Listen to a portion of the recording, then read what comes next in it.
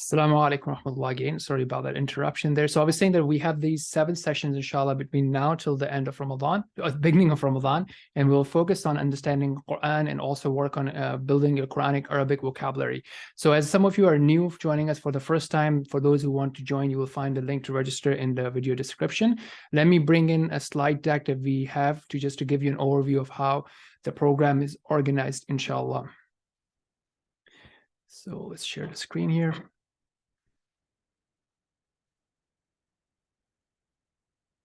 All right, so what we have here, if we go here, inshallah, and this is all linked from the description. Okay, this is covering. All right, here. So the purpose of this is to strengthen, first and foremost, is to teach you how to strengthen the relationship with Quran itself. And as we do the reflections, you will have a better understanding of how to do that, and we'll share some examples in a second. Let's move this out of the view. Okay, and we will open this up as well. Okay, good. So I have this here. Alhamdulillah. All right, so that's the key objective. The second objective, inshallah, is to be able to understand Quran directly in the Arabic language. So we'll share with you some techniques, and we'll have a very direct approach, because there are many different approaches to understanding the Quran. Some take a very long route in terms of the grammar and what have you, which is very valuable.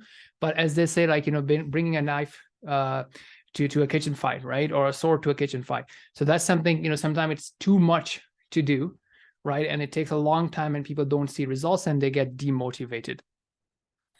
So in terms of the reflections, the goal is that whenever you're reading Quran, you're approaching it for the sake of reflection. This is a different way. We're not approaching Quran for, ahkam, that what is halal, what is haram, and so on and so forth. We are approaching it from a reflection perspective. And so the questions that you can be asking yourself is, what does this tell me about Allah subhanahu wa ta'ala? What kind of people and what kind of qualities is the verse talking about? And where do I stand? What is my identity? What are my habits? What are my actions in terms of those qualities? And what are the qualities that Allah loves? Is it reminding me to focus on something else? Is there a promise of Allah in this verse? What does it teach me about having a powerful mindset? Or in other words, you can think of it, how would I take the information that's given to me in this verse and use it to advise and give nasiha to a friend who may be going through different circumstances in life? So that's the one thing, right? We are not using it to drive rules, because that can be really a dangerous approach, inshallah. Okay, so this is my contact information if you need to contact me for anything, suggestions, comments, concerns. And this is a good book set for people to have in their homes if they don't already have it. It's a very good investment. Buy a set of 3 volumes, and then you have a whole Quran, inshallah, with word by word that you can use for your reading and so on and so forth. Okay, so these are the links that are in the group description. Okay. So now if you wanted to take it to the next level, here are some of the things that you can do. If you look at the playlist, we have introduced an app that you can use for word by word. On the screen, we'll be using a website called corpus.quran.com. Again, all the links are in the video description. So either or can be used, but what I would recommend is to take 1 word or 2 words a day and really get to know them. The way you would do that, and this is something we'll talk about the next half of the class, in which we focus on Quranic Arabic and vocabulary and grammar as well.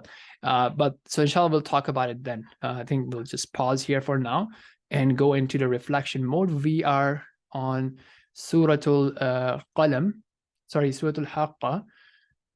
and we are on verse number 49. Okay, so before we begin, any questions about that, you can raise your hand or put it in the chat, inshallah. Any questions about the reflection? If you have questions about the grammar part, wait for it. Once we finish the reflection, then we'll start focusing on the grammar and the vocabulary. Okay, so I don't see any hands raised. I don't see anything in the chat. So I'm going to go ahead and start with our reflections component of verse number 48, which you see on the screen here.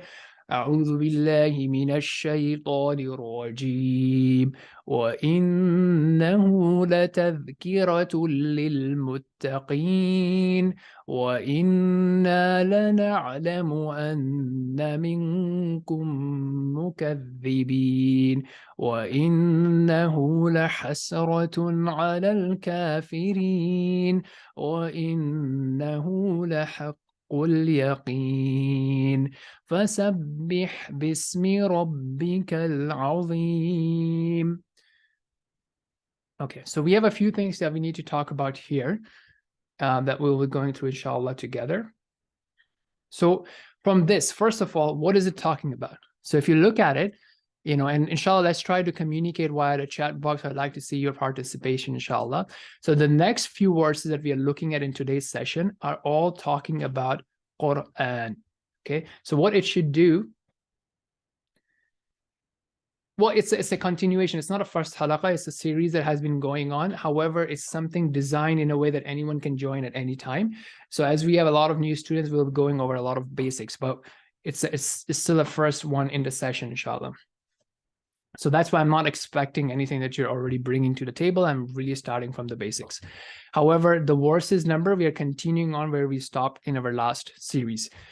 So what these verses are talking about is first and foremost about the Kitab al-Quran. So it's a motivation for myself, for other people on how Allah subhanahu wa ta'ala views Quran and how should we view Quran. What is the relationship of Quran? What is the importance of Quran in my life? What kind of habits do I have around the Quran? So all of us have different habits when it comes to content consumption. Sometimes we are on YouTube, on Netflix, different shows, different series, Instagram, this, that. But what is our relationship with Quran? How much time am I giving to Quran in terms of reading, understanding, and implementing? So what Allah is saying that as for the people who are al-muttaqeen, the people who are God conscious, they have taqwa of Allah subhanahu wa ta'ala, then they take it as definitely a reminder. Okay, so that's one of the qualities that Allah has mentioned for the people of taqwa. And as you may know that there are different verses in Quran that actually really emphasizes the importance of people of taqwa and how they are the beloved of Allah subhanahu wa ta'ala, how Allah supports them, how Allah loves them, how Allah aids them. So if we want to be from that, then one of the qualities that we should have is to take the Quran as a tadhkirah. Right? How would we do that? By reading it, by understanding it, by implementing it in our lives. The next thing it talks about is Allah subhanahu wa ta'ala is comforting us, anyone who is in the business of da'wah, in the works of da'wah, whether it be actively or passively, whether we have family members who may be denying the religion of Islam, or maybe turning away from it, or maybe not as much excited about it, that we are dealing with. So Allah is telling us, comforting us that, look, I know that there are people among you who deny it. Okay, so Allah is aware of them. And what will happen to these people, that the kafirin, it will become a source of regret. So there will be a time that they will wish that they had followed it. So this is also a reminder for those who may be turning away from Quran, not taking it seriously, that there's going to be a day when it will be a big regret for them. So let's avoid that. And then Allah mentions it again, that what is this Quran? It's a haqqul yaqeen. And this is a really important topic here, right? In verse number 51. We have taken different things to be the source of truth. So if someone comes today and say, you know what, there's a research by Cambridge University or Harvard University or University of Toronto or MIT that science says that if you eat this or if you walk 10 minutes a day, then it's really, really good for your health. It reduces the heart attack chances by 40% by 10 minutes walk. So we have high confidence in, statements like these, even without understanding what this means, what are the caveats about the research. However, when Allah subhanahu wa ta'ala says that if you do this, I'll be with you. If you do this, I'll give you this. If you have tawakkul on me, I will provide for you. Where is the confidence? So for the believers, it is haqqul yaqeen. They are 100% confident in this, way more than any scientific journal, any peer-reviewed journal. So that's something to think about. Like, what is my attitude when a promise is mentioned in Quran compared to when a scientific journal is quoted to me? Yes, this is Surah Al-Haaqqah, verse number 51 right now. Okay. So this is something for us to think about. And then lastly, Allah subhanahu wa ta'ala gives us an action item, which is to have the tasbih of Allah subhanahu wa ta'ala by the name of, so it says, فَسَبِّحْ بِاسْمِ رَبِّكَ الْعَظِيمِ. So here, if you remember that when we said, okay, look at what does it tell us about Allah subhanahu wa ta'ala. So the word tasbih, can anyone point out what is the difference between tasbih and hamd? So this is something we covered earlier, but as I said, we're not taking anything for granted. We are assuming that most of the people are new in this last 7 sessions, inshallah. So what is tasbih? Think about it. When we are praising Allah subhanahu wa ta'ala, okay, even if you look at the kalima shahada, we say la ilaha. So we first negate, we first, take our hands off to saying that there is no deity worthy of worship. So we negate any sort of imperfection, and then we declare that Allah is the only one deserving of worship. So similarly, tasbih, the word tasbih is to glorify Allah subhanahu wa ta'ala, which means to declare that Allah is free from any deficiency and any imperfection. And when we are using the hamd, we are actually praising the positive attributes of Allah subhanahu wa ta'ala. So tasbih is the negation of negative attributes or imperfection from Allah subhanahu wa ta'ala, and hamd is the mentioning of the positive attributes of Allah subhanahu wa ta'ala. So that's a interesting thing to be aware of. The next thing is the word Rabb. Okay, and that's something we have talked about earlier, but let's repeat it. What is included in the word Rabb, or in the name or attribute Rabb? So yes, in English we translate it as Lord, but there's a very interesting thing. First and foremost, it has the attribute of creation. So Allah subhanahu wa ta'ala is the creator of everything that exists. And I mean everything. So think about this: the human beings, the mountains, the oceans, the earth, the planets, the sun, the moon, our eyes, our hands, our ears, our feet, everything is created by Allah subhanahu wa ta'ala.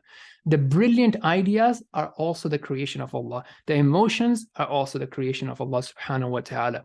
Okay, the technological advancement, AirPods, cars, smart cars, aircrafts, all are creation of Allah subhanahu wa ta'ala. Even though, we may say, okay, well, he's our direct creator, but he is the creator of the human beings. He is the creator of the ideas. He is the creator of the raw materials. So all the creation belongs to Allah subhanahu wa ta'ala. So if you and I are chasing any creation of Allah, whether it be wealth, power, strength, health, good emotions, relations, it is a smart thing to do to worship and please the creator of the thing that we are chasing, rather than disobeying the creator and try to chase what we are chasing. The second thing, so first thing, Rabb includes creator. The second attribute that Rabb includes is the owner. So from a worldly perspective, we can swipe a card, we can tap our card, and we can exchange, and we can buy something, and we become the worldly owner of that product. However, Allah subhanahu wa ta'ala continues to be the owner. So sometimes we may think, oh, it's my life, it's my body, I can do whatever I want. No, Allah is the owner. He has trusted you with it. He's testing you. How will you use what He has given you? How will you use the wealth that He has given you, which is owned by Allah subhanahu wa ta'ala? And then lastly, the word Rabb includes that He is the arranger of all affairs. That means that nothing can happen, nothing can harm or benefit any of its creation except by the permission of Allah subhanahu wa ta'ala. So look at this, how amazing, how azim, and how a'la is our Rabb. That He is the creator, He is the owner, and He's completely in charge. And then the last thing is that He is the most great. So, knowing this thing, if we have this consciousness in our mind that Allah is Rabb and He is Al-Azim, how can we disobey Him? How can we prioritize other lowly human being or friends or culture or our own desires above and beyond the commands of Allah subhanahu wa ta'ala? So these are some of the reflections that I had, but I would really like you guys to, inshallah, share your reflections, right? And when we are sharing reflections, let's make it actionable. Let's make it, I should, for example, Quran is the tazkirah for al-muttaqin. I want to be from the muttaqin, so I should take it as a reminder. I should look at my habits and connection with Quran. So that would be one action point. I would really like if every one of you can drop one actionable item that we can take away from these verses, or any other point of either actions, habits, mindset, something that you can inshallah share. And by doing that, you will enable yourself to have a better relationship with Quran, better learning of Quran, and also you will help yourself positively in terms of reminding yourself by sharing your reminder with other people. So perhaps some of you can raise your hand and you can speak up. The rest of you can also put it in the chat, inshallah. Let's go, bismillah.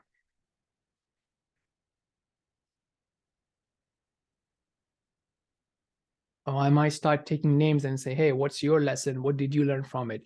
So hopefully everyone can comment. You can rephrase what I said. You can come up with your own thing. As we said, it's not a tafsir. It's us mentioning what we are reminded of when we look at these verses.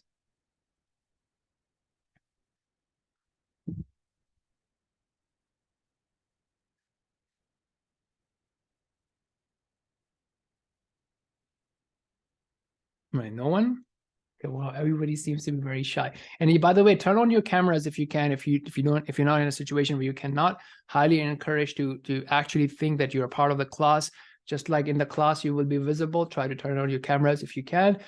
And yeah, let's participate, inshallah. That's going to give you the most benefit, inshallah. Allah's creation more, such as taking walks in nature. Yes, that's another thing, right? So sometimes so there's one thing, exposing yourself to nature, and the other thing is to connect the nature to the creator. Because sometimes we do, see and appreciate nature and the beauty of the nature, but many times we forget to connect it with the creator. So that's really important to not neglect that and to realize that this has been created. This thing that I'm enjoying is created by Allah subhanahu wa ta'ala. And He is the one who has given me the ability to enjoy it. Because let's say if you're enjoying by looking at it, who gave you the eyes, right? If you are enjoying it by having the free time to have a walk, Allah gave us those things. Not everybody has those benefits available to them.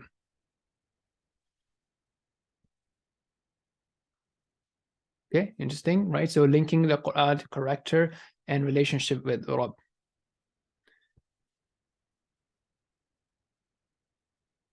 All right, Jazakumullah khairan. Okay, so if anybody would like to speak up or share, do that. We'll just take a minute, and then now we'll switch into the other part of the session, which is to help develop the Quranic Arabic. So we'll share some grammar principles and also the verb, and we'll showcase how we do it and what's our philosophy to that approach, inshallah. So last chance, any questions or reflections, please put in the chat or raise your hand. If not, then we'll switch into the grammar part. Going once, twice, and thrice. Okay, so let me just turn off this recording and then we'll start another one for the grammar, inshallah. So we can also upload it separately